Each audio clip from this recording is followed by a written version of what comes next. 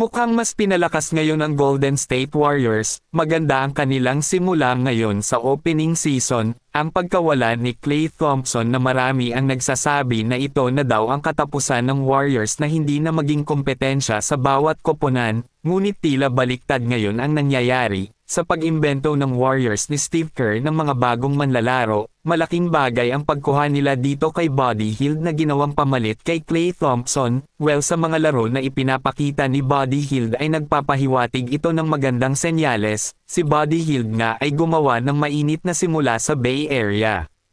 Si Hield ay naging flamethrower sa kanyang unang dalawang laro para sa koponan ni Steve Kerr.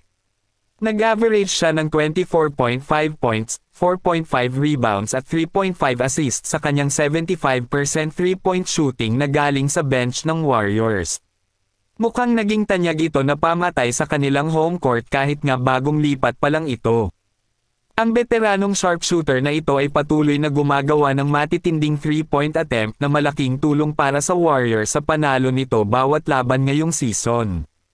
Noong Biyernes nakakuha si Hield ng 7 sa kanyang 9 na 3-point attempts, tinalo nila ang Utah Jazz na tinambakan sa score na 127-86.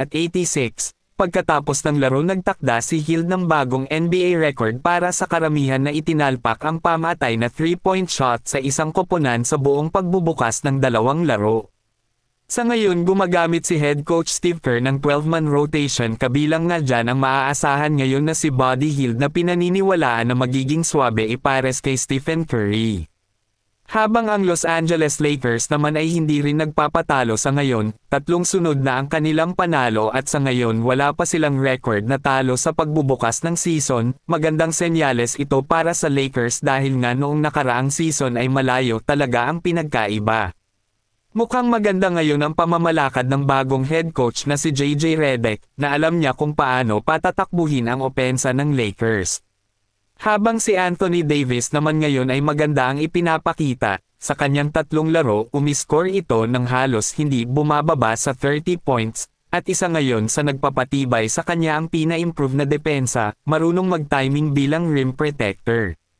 Habang si LeBron James naman ay maganda din ang nilaro nito laban sa Sacramento Kings, gumawa siya ng triple-double na merong 32 points, 14 rebounds at 10 assists.